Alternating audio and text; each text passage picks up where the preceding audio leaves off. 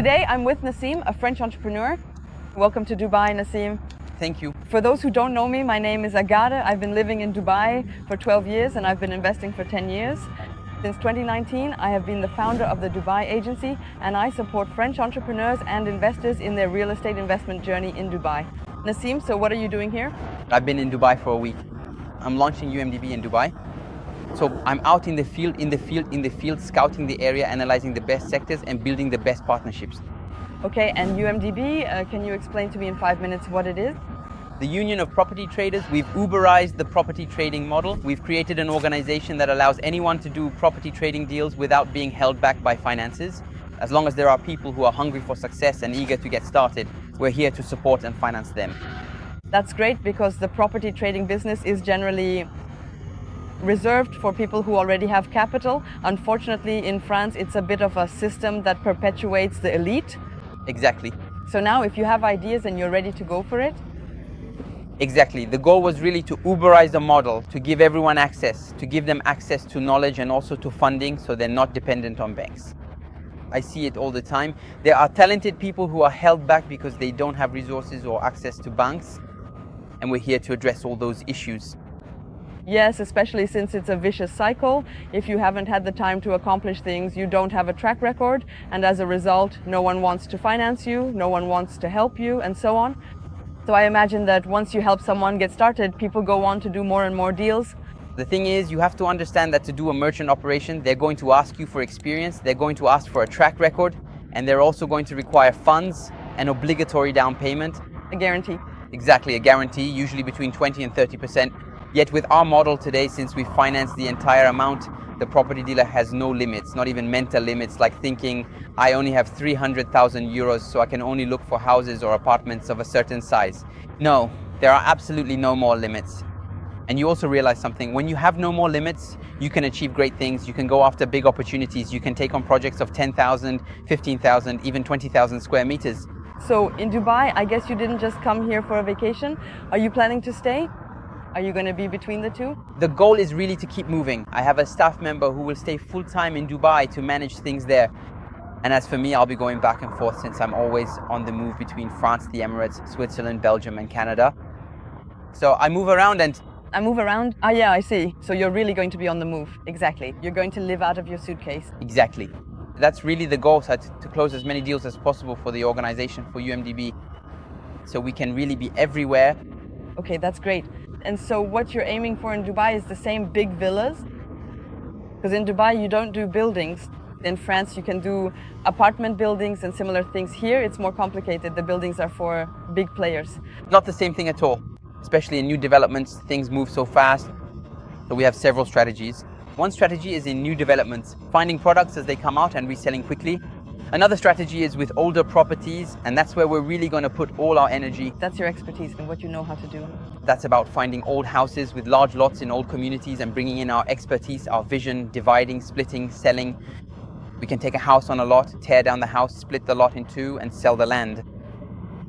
That also applies to warehouses, to storage facilities, because that's also a very big part of our business, warehouses. So we're going to look for niches, and once we find our niche, we go all in on that niche to capture the business. Offices too, look at offices. I don't know if you've looked into that, not yet. But right now, offices in Dubai are really a smart move. Before, it was mostly developers who built office buildings and operated them themselves. And now that's pretty new. They're selling offices individually, so you can buy an entire floor, which we call it Lenko. And then you can divide it up and create businesses with it, sell it along with a business, even a business center. Virtual offices, things like that, because I don't know if you know, but here in Dubai, for certain licenses, you're required to have a physical office and an address, even if you never actually use it. And so as a result, investing in office spaces, the price per square foot for offices is skyrocketing. Yes, exactly, because it's quite limited. The office buildings are actually quite old, and so that can allow you to create something exceptional to stand out from the rest of the market. And there's a huge demand for it. And investors, I have more and more investors asking me about commercial properties. All right, commercial properties, yes, ground floor retail spaces, commercial premises, of course. But offices, it's true that in France we have an issue with offices, especially with remote work. There are office spaces that are vacant. I think in Dubai it's not the same, the lifestyle is different. It's true that here in Europe, we're on the old continent and we're more in a recession. Here everything is dynamic. There are always new companies and there's also a constant influx of people. There are a lot of people coming every day, companies setting up here, big corporations. So obviously you need office spaces. However, when it comes to offices, the common areas also need to be nice. Because even if you buy an entire floor, if the lobby is terrible, the elevators, the building itself are in bad shape, it can be...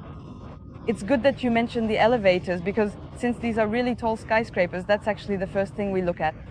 Whether there are enough elevator banks, if they're separated by floors, etc. That's the first thing to check. But we're not talking about a place where the pool has to be amazing. You don't need it. Amenities like gyms and pools are available. It's not like residential properties. If you're next to a metro, if you're in a business district and the building is well maintained and you can take an entire floor and do something really stylish with it, you can really create value. And there's a huge demand because, as I said, for certain activities, there's a legal requirement to have office space. And with all the companies that are constantly setting up here and all the entrepreneurs as well, like you, for example, when you come, you have to create a company. It's mandatory even just to get your visa and so on. And often that goes hand in hand with having an office. Just to give you a little anecdote, a week ago we had a launch. An office building off-plan by a top developer in Dubai. And up until now, they hadn't done this, but now they're focusing on it, especially what we call grade A, with a wellness center, etc. You have incredible opportunities in terms of capital appreciation, in other words, added value, because there's nothing like it, and it's more expensive than residential here in Dubai. The price per square foot for offices is higher than for residential. All right, so the acquisition of office spaces between buying and reselling will generate significant value, and the selling prices are still quite high. Oh yeah, absolutely. And to give you an example, for this building, the clients who bought offices like this off-plan, it's going to be delivered in 4 years. So you see, these are people who are putting money down today for something that will be ready in 4 years. So they're not just beginners. Binance bought a whole floor. LVMH bought a floor in this building too. So we're talking about really big players. And when you see what the big players are doing like this, it's not... But it's all in a completely new building with all the amenities, with parking, with new elevators. And what are the best locations today? For offices, Business Bay is very popular because it's a business hub. It's also very easy for your staff to come and access it. It's connected thanks to Shriza Hydro and Al Khail on the other side. And of course you have the metro, so Business Bay is really good.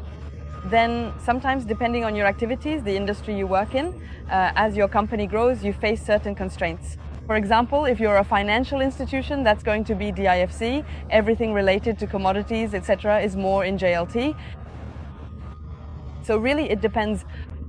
Depending on your business, you'll organize yourself for your company and establish your operations either in Business Bay or in other districts.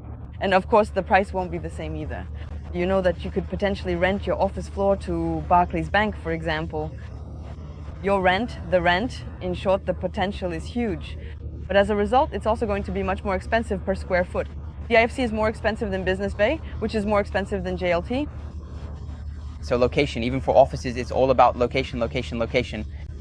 I know I have a friend who bought offices in Dubai 15 years ago, but he bought them in a terrible location and it was a mistake for him because he wasn't strategic, he didn't do his research. It was in a place that was a bit, well, not completely out of the way, let's not exaggerate, but it was really poorly located, so it didn't work out for him. And that's where expertise makes the difference. That is, when you're an advisor, you'll tell me, listen, no Nassim, go to GFC, no go to Business B, no that place isn't good or that building. I know it's not good because I've heard there's a problem. And that's exactly what's needed. It's like everything else. When you buy real estate, you know it, you have to think about your audience. Who will be the future buyer? Especially when you're doing renovations, things like that. I buy this property for a while, I spend a certain amount on renovations, then I need to rent it out for a certain amount to make it profitable or see who can afford to buy it. And based on that, you're not going to put yourself in the middle of nowhere. Of course, that's normal. That's why I brought you here, by the way. It's not a coincidence. I arrived and thought, what are we doing here? It's weird, it's the first time in my life. That's not true. I really don't know this neighborhood. Well, there's not much to renovate, so I think that's normal. No warehouse either, well, maybe a little bit in the back. Actually, I brought you here, first of all, because it's nice. What do you think about it? We're by the sea, there are yachts. It's quiet too. Yeah, you can still hear a bit of... Yeah, there are some construction works. Here, actually, we're in Maritime City. And the reason I brought you here is because it's by the sea. And here, it's actually the symbol of this kind of buy and sell system, but more for new properties.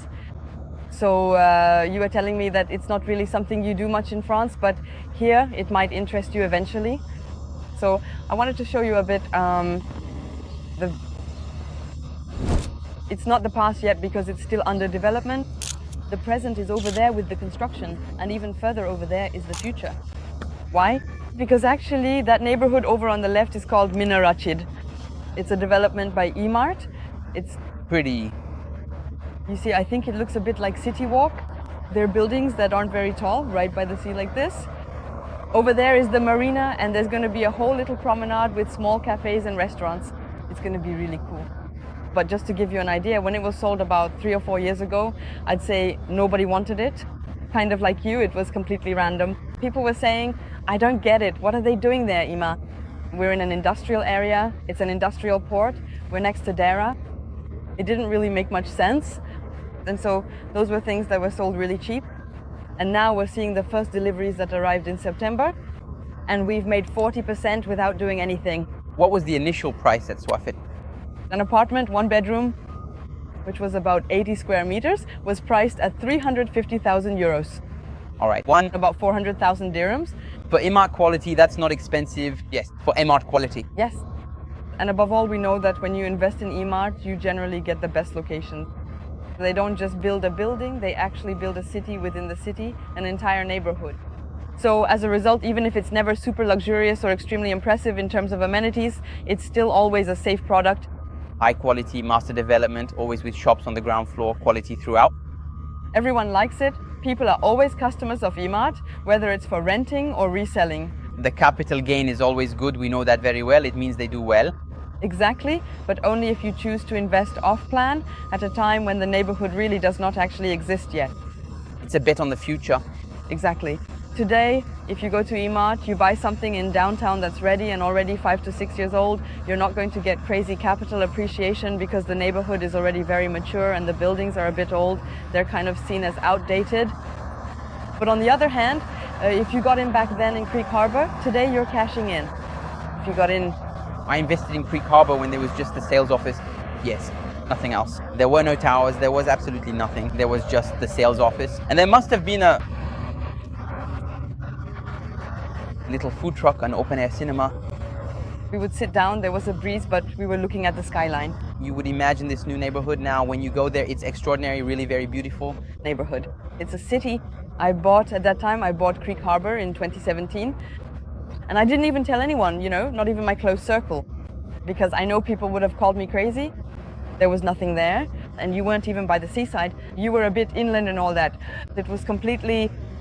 You really had to prove yourself, let's say. You feel good there. It's really a great area, Creek Harbour. And now I have lots of clients telling me I want to invest in Creek Harbour. And I tell them, no, but if you know about it, it's already too late. Of course, you had to bet on it early. Exactly, and here today it's kind of the same thing. This is now the result for people who invested 3 or 4 years ago. And today, without doing anything, unlike your system, we're dealing with much longer cycles. We're talking several years. First of all, there's a payment plan. Yes. To begin with, you don't have to put in all your money at once. So that's cool because you can do other deals in parallel and you don't have to do anything. That means for someone who's remote, you just make a bank transfer and wait. You don't have to worry about anything. You just pay your installments over 2 or 3 years. And on top of that, you have guarantees because the government also provides guarantees when you acquire a real estate asset. In fact, all your money is held in an escrow account. So it's kind of a diversification thing. You see? You can't make a living from it because it takes a long time. But the capital gain will come from the project. That is to say, if you invest your money in a project that's already too mature, it's not good. Or if you put your money into a sector that isn't taking off. That doesn't have any potential. That's it. Exactly, that's it. And that's why you have to be extremely meticulous. Always, you really have to go when you're in... there are different strategies in real estate, as you know. When you're using a buy and sell strategy and your belief, in fact, is that you're betting on the increase in price per square meter, you have to go to a place where over the next few years, the market is going to gain value. If you go way out in the middle of the desert, or if you pick a place that's already ultra mature, like Marina, for example, well, it's over. There's nothing left. It's always like that. I always tell people, if you know about it, even though you don't even live in Dubai, then it's already too late. It's too late. Yeah, here, it's a bit too late. Now that's it, it's too late. You see, it's starting, it's out there. Right now, it's still the right time. You see, there are still constructions going on. And everything is all the way at the end of that peninsula. There's something that hasn't even started yet, and it's going to be huge. Today, it's on these kinds of things that you need to position yourself. The future really lies in sectors where there are major developers who have set up like e-marts. And behind that, even if I'm over there, it's... Having a government developer, of course, is kind of the driving force. That's what will... give momentum to the project, to the sector. Yes, and convince everyone. We can see it clearly. The only ones who are finished are e-mart. That's because they were the first to come here. They were first gambled, now reap rewards. When e-mart sets up, others follow. Exactly. And for example, let's take Krekkarborg again. Krekkarborg, because only e-mart is setting up in Krekkarborg, it's all e-mart. There was a mall that was supposed to be built. Did it get built? It is going to be built. You should know that Krekkarborg is a development that will take, it's actually a 20-year master plan. All right. So we're not talking about something immediate. I bought in 2017 with delivery in 2022. All right, that was delivered in 2022, but the first deliveries were in 2019 to 2020 in Krekkarborg. And the plan was to finish the island first. I think you've seen it. It's done now. There are still a few plots, a few buildings under construction, but it's almost finished. Then they started on the mainland, and that's Creek Beach with the artificial beach and everything, etc. And those are milestones, actually, every time something is delivered, like the address. The park, I remember when I visited, they were selling the place, saying you have a view of the skyline. With a big lake, you have flamingos, pink flamingos. It's not a lake. It's actually an inlet, specifically an inlet of water. It's extraordinary, it's extraordinary. The project was designed in such a way that you just go, wow. Actually, do you know how they pitched it to me back then in 2017? They told me, it's the best of both worlds. Basically, it's a mix. They took the best of the two neighborhoods that are booming in Dubai today, which are the Marina and downtown, and combined them together. Basically, that was really the idea, to create a downtown with skyscrapers, kind of like Manhattan, but by the sea. For me, that's how it was pitched to me. It's the future downtown. Oh yeah? Yeah, honestly, it's the future downtown. It's the next step. Anyway, you see, I don't know if you've noticed, but there are also major developments happening in Meydan. Today, between Creek Harbour and downtown, there's the Meydan district, Meydan Horizon. And today the goal is to create a sort of large metropolis that will bring all of this together. Because Creek Harbour, it's going to be 2.5 times bigger than downtown. Right now it's all Emaar, but you know, 10 years ago downtown was also all Emaar. And then little by little they diversified a bit. They sold off small portions, you know, to other developers like Ellington, Damac, etc. But I think it's going to be pretty much the same thing with Creek Harbour. And it's just so huge. They won't be able to keep everything. Wait, what about taxes? How does that work for you? I live here, so anyway, there are 0 taxes.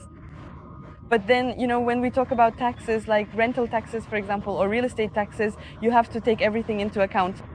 In France, as you know, your notary fees are already around 7%, I think. Yes? 7 to 8%, and here it's 4%. Already, it's always better to save 3% on amounts like that. Then once you have your apartment, you don't have any property tax. You don't have things like CSG, CRDS, all those financial deductions. You don't have those either. And when you sell, there's no capital gains tax. So actually, it's really from A to Z. Yes? It's magical. And when you pass it on to your children, there won't be any inheritance tax either. Yes. It's really extraordinary, without a doubt. A lot of advantages. Yes, there are a lot of advantages. But you also have to be careful. You can make money very quickly, but it's also a cyclical sector here. There can be downturns. You see, in France, people think, I'm buying real estate, it will never go down. I don't know if that's really the case. Real estate is old-fashioned in France, so since it doesn't get renewed, prices are pretty stable. Whereas here, there's always a new neighborhood, a new trendy spot. You see, for example, the Marina back in the day, 10 years ago, it was amazing. Now today, it's starting to look a bit dated, and I don't think anyone would invest in the Marina today. Never. There you go, you see. Never. You see, that's it, because there are always new areas popping up. And there are areas now that are becoming too crowded, too closed off, too restrictive. You see the marina, you spend an hour just getting into the marina. Sure, that's why here you have to be visionary and extremely proactive. That is, when you invest in something and you see that the trend, the hype for that neighborhood has faded a bit, you have to switch immediately. You have to anticipate that and always stay alert. That's why I often compare investing in Dubai to the stock market, because there are ups and downs. It's not linear at all, and you have to keep up. You really have to keep up all the time. We're not in a situation like in France where a lot of people buy apartments and take out loans for 25 years. Here, you're done for if you do that. Yes, there isn't any... Because your property in 25 years will be worth half of what it's worth today. Yes, it's going to be dynamic. 25 years ago, the place to be in Dubai was Oud Metha, you know? Oud Metha for Dubai. Today, if you try to sell it to anyone, nobody knows where it is, nobody knows what it is. It's over? It's over. All right, so you have to follow the move. That's it. Tomorrow, I'm going to do a deal. You have to anticipate the move. Anticipate the move. Tomorrow, I want to do some trading or I want to invest. I want to invest where If you really want to buy old stuff, renovate it, and listen to me, I did it myself. I did it with several things. I did it with small studios, things like that, in downtown, for example. Why? Because in downtown, all the studios are in the old towers. Actually, Emart, they only made studios in 4 or 5 towers, the first ones, and then they completely stopped. So you really have a scarcity effect on studios, but these are small operations. You renovate it in a month, and then you sell it, but you don't make much in terms of margin. It's not huge, but it goes very fast. So if you make 10 to 15%, these are things that cost him 300,000 euros. And with the renovations, it comes to 350,000 euros, or even less, around 330,000 euros. And then you can resell it for 400,000 euros. So you make a little profit, but you do it in a month, on average. 15%, and it turns over quickly. That's it. Then you get your money back. You can do 5 or 6 at once. You can also do 5 or 6 at once. Do you find those easily? No, the problem is sourcing. But the advantage is that these are often properties that are used for Airbnb in downtown. So once you found one, it's available pretty quickly. There's also that otherwise. You know, here, when you buy a property with a tenant, you have a 1-year notice period. Yeah, if the notice hasn't been sent, you're in for a full year. I stopped doing studios because of that, since there were fewer and fewer of them. Prices were really starting to go up. The market was very tight, so even when buying, we couldn't get good deals. So then I started doing townhouses. All right. Townhouses. So attached houses. Yeah, in large communities, and that's great because they're actually houses. You know, the older communities are the ones closest to the center.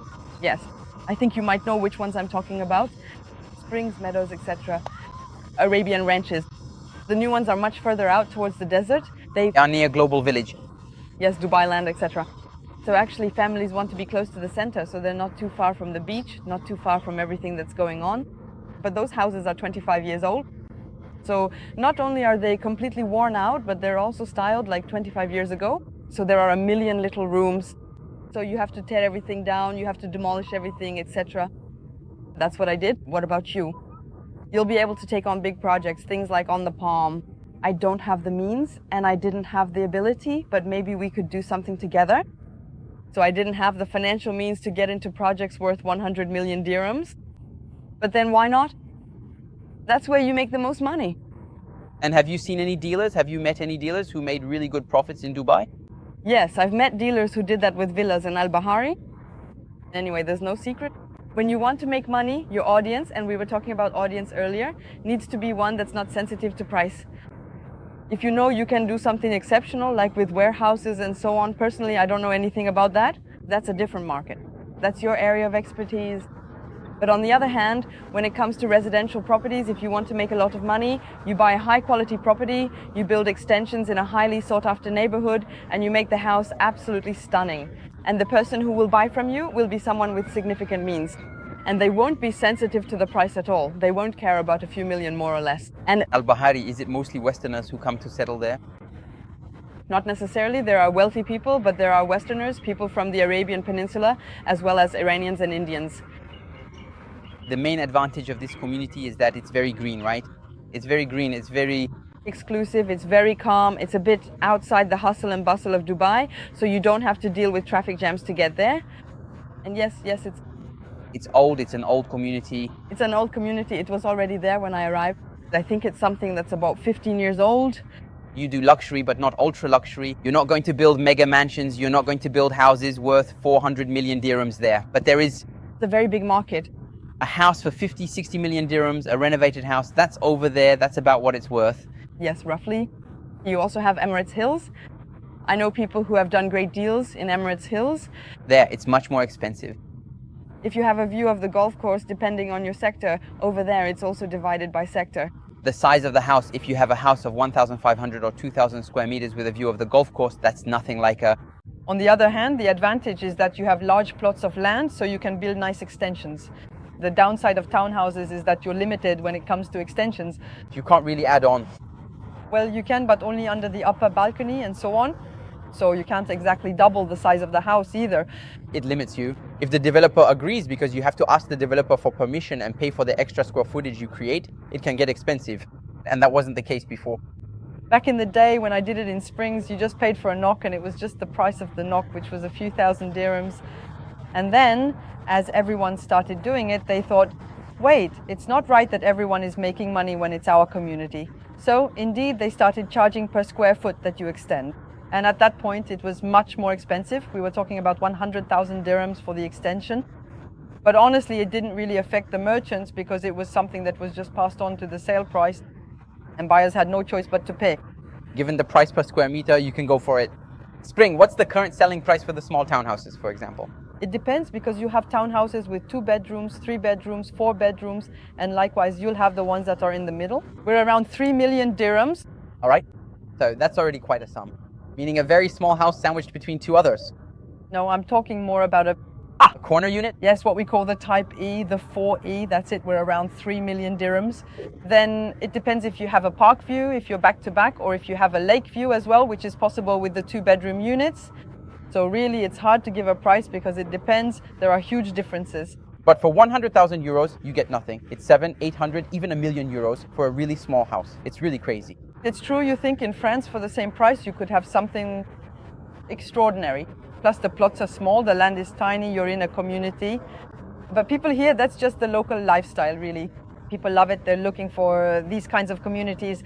That's what they're after, because I've always thought if you live in Dubai and you buy a house 15 to 20 minutes from downtown, get a plot of land, build your house, even if you're not in a community, it's nothing, but that house is unsellable. No one is going to... No, people don't like that because they want to have a secure space. They want kids here, you know, they finish school much earlier. So they want their kids to come home from school and meet up with their friends and play in the community park with the slides and so on. Or at the community pool. They don't want to have a house all by itself. That's very different from France. It's true that for us it's a bit hard to understand at first. All right. But it's true that there's a lot more value when you have something that's within a community. So the community is very important and it will also drive your price. Because when you have sales within the community, because for you, everything is transparent. Yes. You have ISP Interact, you have quite a few software tools, you have real-time tracking of transactions. We see all the transactions, but it's a bit complicated because, for example, if I want to buy a house, but there was a transaction that happened last week, the guy might refuse to sell to me because he thinks, no, that's not possible. He sold at that price, so I won't sell to you. Yes, but the opposite is also true. Because when there's a house similar to yours that has been renovated, they've added a pool, they've built extensions, and it sells for 5 million dirham. Sometimes you can say, look, that one sold for 5 million. So actually with my price at 4 million, I'm really not expensive and so on. So it works both ways. Yes, it can influence your buyer. You can use market. And when we're in a rising market, like we are here right now, having transactions like that, super transparent, on the contrary, it actually helps the sellers. It's going to be more beneficial for the sellers. It's been going up for 17 years. It just keeps going up in Dubai. No, that's not true. It stagnates, it plateaus. I arrived in 2013. In 2013, we had a peak because there was the announcement of the 2020 World Expo. Everyone speculated upwards, everyone bought, and that created a bubble. A little hype. It created a bubble because prices were rising, but there was no increase in demand. It was completely artificial and speculative, and then it collapsed. 2014 was the peak, and in 2015 there was a drop. That's why in Dubai you have to be... Prices didn't drop by 30%, it just slowed down. No, I saw with my own eyes 1-bedroom apartments in downtown that were bought for 1.2. You know, 300,000 euros for a 1-bedroom back then. Today you get a studio for that price, 1.2. And 3 or 4 years later it cost 800,000. All right. So there was a 30% drop. So you need to have strong nerves. You have to tell yourself that it's going to go back up. I believe in the development of Dubai because that's really what it is. But then again, at the same time, you can afford to wait in Dubai because the rents are high. You see, you can rent very easily. You get high rents, you get a check. You have a good return, your rent is paid in advance, so you can also make that money work for you. So that too, it's a good thing. This is also why people in Dubai can afford to wait, to say to themselves, I'm not selling right away, I'm going to wait for. If you don't need that money, you'll have to wait anyway. And that applies to all investments. When you're down, as long as you haven't sold, you haven't lost, you have to wait. But if you need the money right away, you see, you shouldn't be in a situation where you put all your savings in. I often warn people about that. But that's also always the advantage of Dubai. The people who come to buy in Dubai, 80%, 90% of them pay cash. So there's no issue with financing. Well, it depends. On the secondary market, you can get bank financing. But for everything that's off plan, no, it's cash only. And here in Dubai, we're in a cash market. Really, for most people, it's cultural. Whether it's in the Arab world or in India, Pakistan, etc.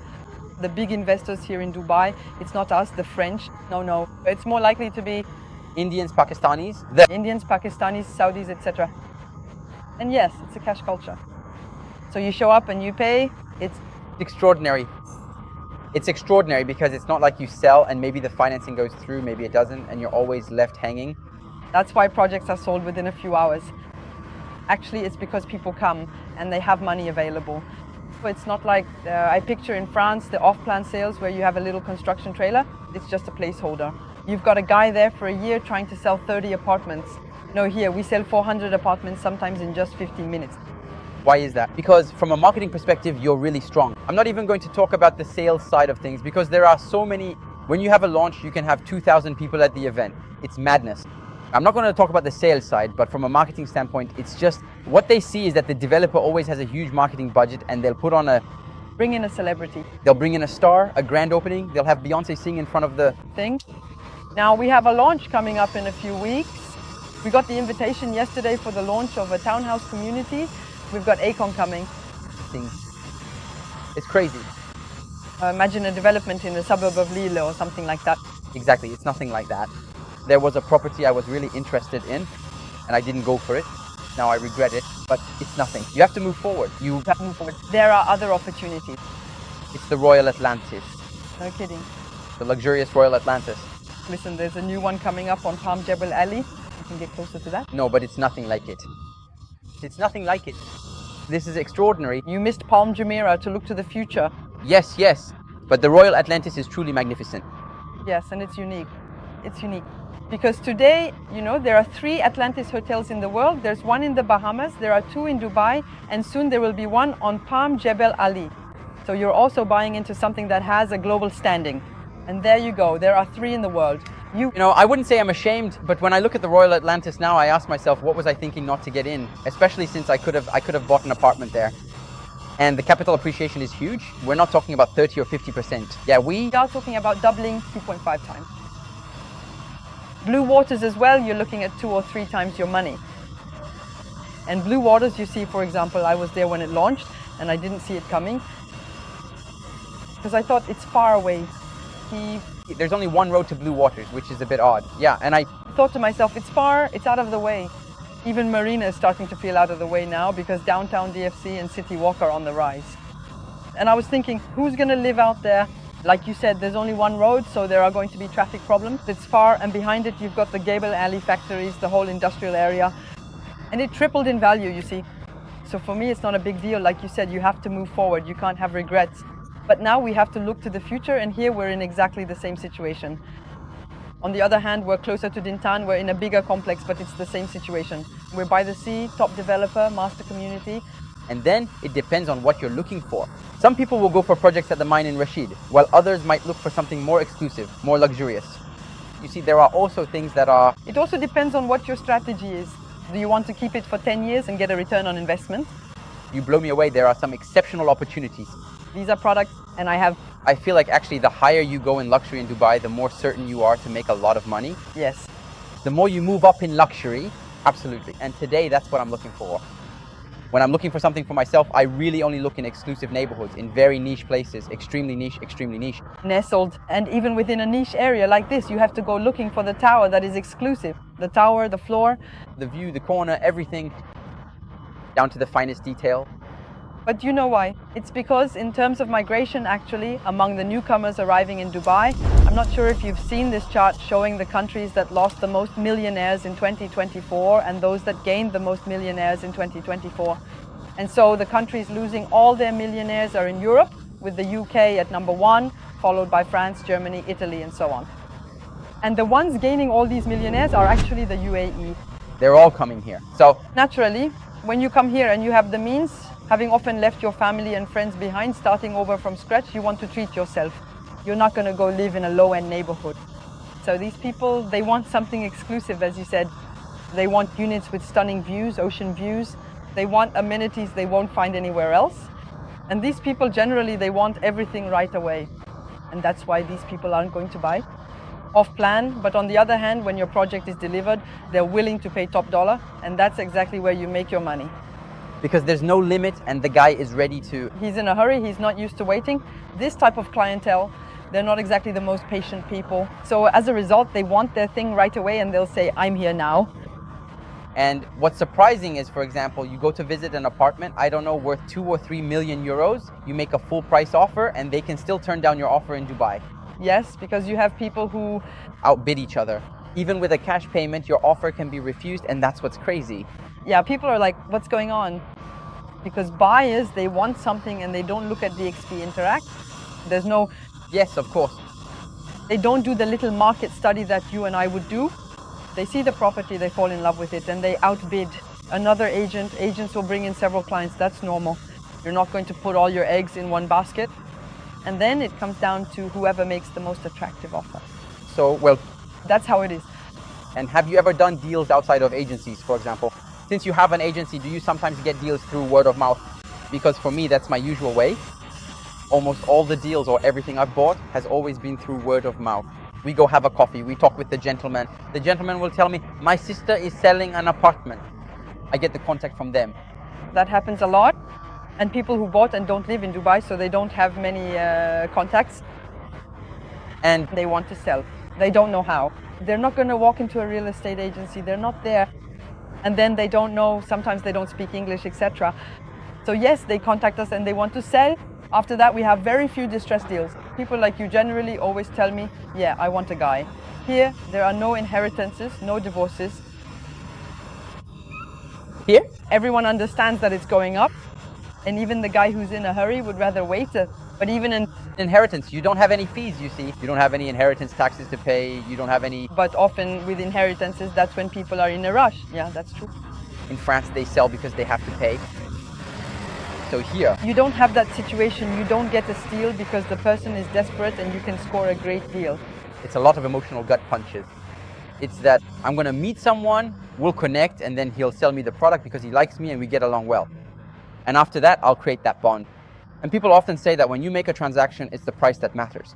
No, sometimes it's also about the relationship. The human connection, of course. You're about to start a 6-month project with someone where you'll see them every day, you'll be on the phone with them all day long. You have to connect with the person, otherwise you'll go crazy.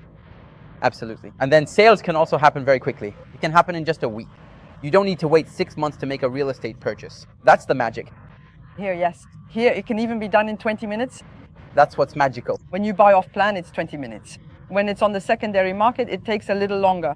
You'll actually start to wonder, yes, yeah, you have to check if the property has a mortgage, if the buyer is also buying with a loan, so it can take a bit longer, but honestly, it goes fast. And another question that's unrelated to real estate. Do you feel good in Dubai?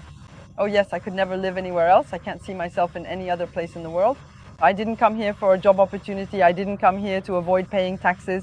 I came because I actually loved the country. For me, it was both traditional in the sense that we're not in Miami, we're not in Ibiza. You know, there's a traditional side, but at the same time, it's ultra open. Focused on innovation. Economically speaking, it's super dynamic. You connect with people really, really quickly. People feel safe. Oh yes, of course. There's a sense of kindness. All the time, but all the time. And everywhere. You see, it's not just in business. It's very easy to connect with people because people understand that you're not there to steal from them. You're not there to scam them. We're here to talk, maybe do business together. But then you go to the gym and someone will say, hey, you're not doing that the right way. For example, you go for a walk with your kids, and if your child drops something, someone will bring it back to you. People are really very kind-hearted. You can leave your bag, your phone, anything. There's no risk at all. Even if you have your passports, your money, whatever you want, there's never any. It's really amazing. So no regrets about being here. No regrets. No regrets. And in the summer, what do you do? Because it's hot in the summer. In the summer, I go back home. I usually go see my family. I have family who live in France, in several regions. So you go around visiting family? Yes. Usually I go to France and Morocco. All right. Because with Morocco too, the quality of life is nice. Morocco is super cool. The food is great. Same thing, people are really welcoming. I also have family there and so on. So we're between the two. But it's true that in the summer it's very hot. And in terms of business, there's not much to do either because everything slows down a bit. Is it exactly from the months of June to September? The time when it's really hot is from June to September, that's right. The period when business really slows down is actually July and August. Plus the kids are on summer break and so on. So there's really no reason to stay besides the fact that it's extremely hot and unbearable.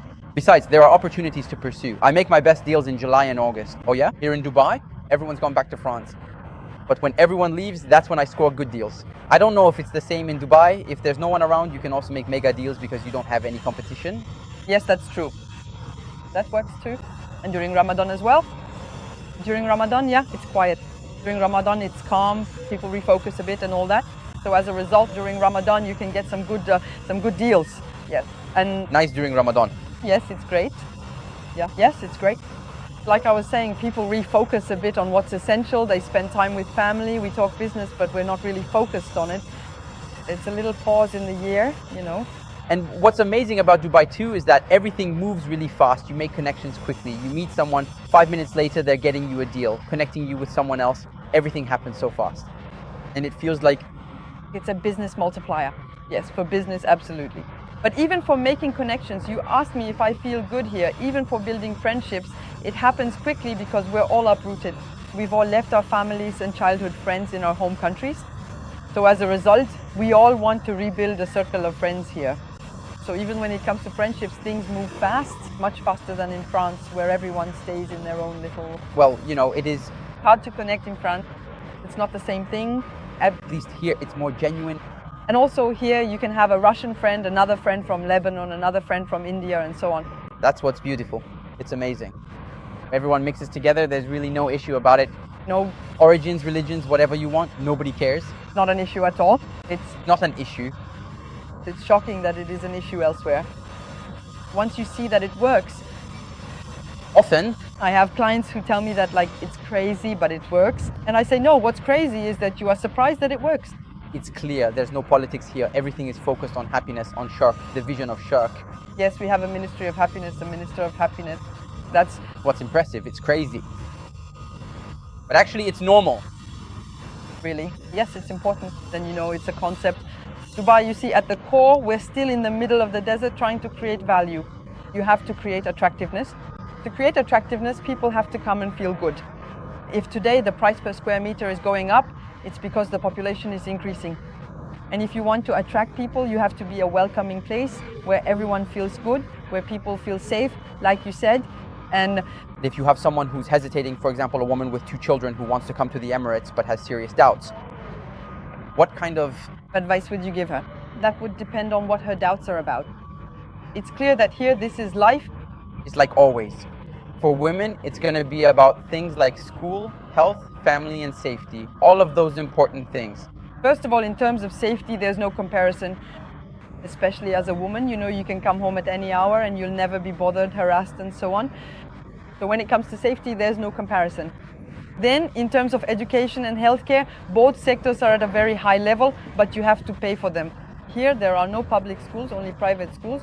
Hospitals are private as well, so you need to have insurance. There's no social security. So I tell everyone you can have an amazing life here, but you need to be prepared and understand that there is no safety net. All right. There's no unemployment benefits, no pension, no social security. So you are the one who creates and builds your own life and standard of living.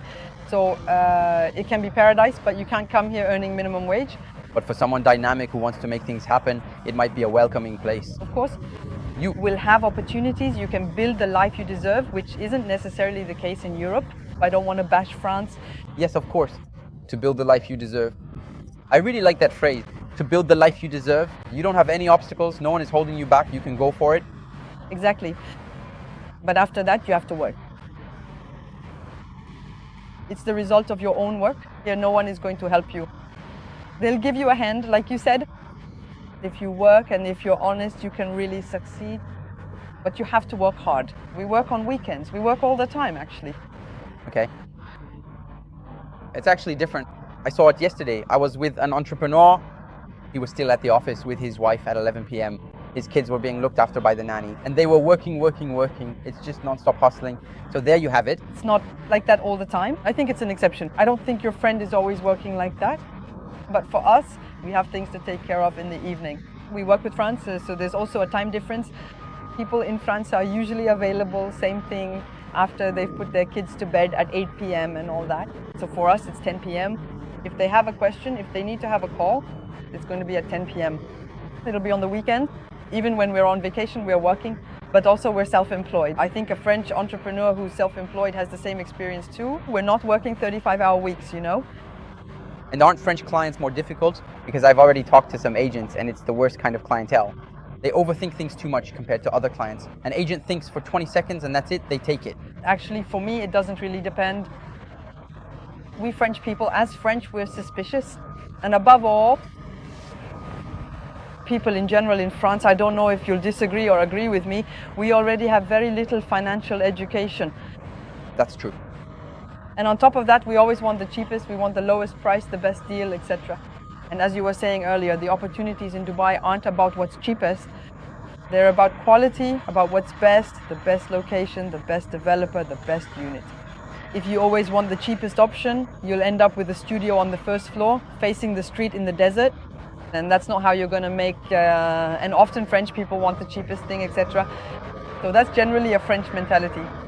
And also, since there's no financial culture, they want guarantees for just about everything. But who can guarantee me that when it's delivered, I'll have rental income right away?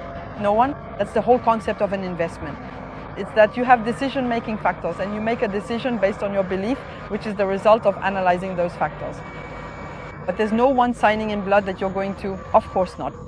You have to make the decision yourself. This is not a savings account, actually. Exactly. It's clear, of course. So that's a bit difficult to manage, and I wouldn't say it's typically French. It's more a matter of one investor's education versus another's. Someone who has already invested abroad, who already owns real estate, who has stocks, who has crypto, etc. They'll have a different mindset, whether they're French or of another nationality. Yeah, you know, there are a lot of crypto millionaires coming from St. Salah, Dubai. It's the place to be for crypto millionaires. There are a lot of people who have made a lot of money in crypto, and they come here, they buy with crypto already. Yes, people buy with crypto here, possible. I have clients like that who are crypto millionaires, as you say, even multi-millionaires. I have friends who made a lot of money from crypto. They buy real estate just to keep their money safe. Yes. Because once you've made your profit, you need to secure it. You can't leave it in something that's super volatile. So sure, the returns are less attractive than with cryptocurrency, but at least it's safe and it's for your whole life. It's something you can pass on to your children and so on. So if I understand correctly, how do people get in touch with you today? Is it through social media? How do you meet your clients? How do you connect? Yes, we have a YouTube channel where we share a lot of information specifically about investing in Dubai, about techniques, mechanisms, and investing in general. And so people contact us, watch our videos, and reach out to ask for information. They don't necessarily buy. They don't always contact us after watching the videos, but at least they're educating themselves a bit. So it benefits everyone. And generally people reach out to us like that via WhatsApp or Instagram. All right, and on WhatsApp, do many people buy remotely? Without coming? Yes, the majority. 90%, that's the majority. That's also what's convenient for foreign investors, is that off-plan investments go very quickly. And that's also the solution you offer, because there are also people who can follow you on projects in Dubai without having to travel, right? Yes, the goal anyway is to do as many operations as possible in Dubai with people who aren't going to travel because we're everywhere, and to have people, so to speak, safeguards, people who are experts. the projects, the operations on site, because we know very well that if there's no one on site, it can't work. Oh yeah, absolutely, especially when you have construction work and everything. By the way, if you also want to move to Dubai or invest in Dubai without necessarily relocating there, and you found everything we've discussed interesting, and like us, you've learned things about investing in Dubai, whether it's property trading or off-plan investment, and you're interested in these strategies, don't hesitate to contact us. Whether it's me or a member of my team, we'll be happy to support you with your project. In the meantime, I'll see you soon in an upcoming video.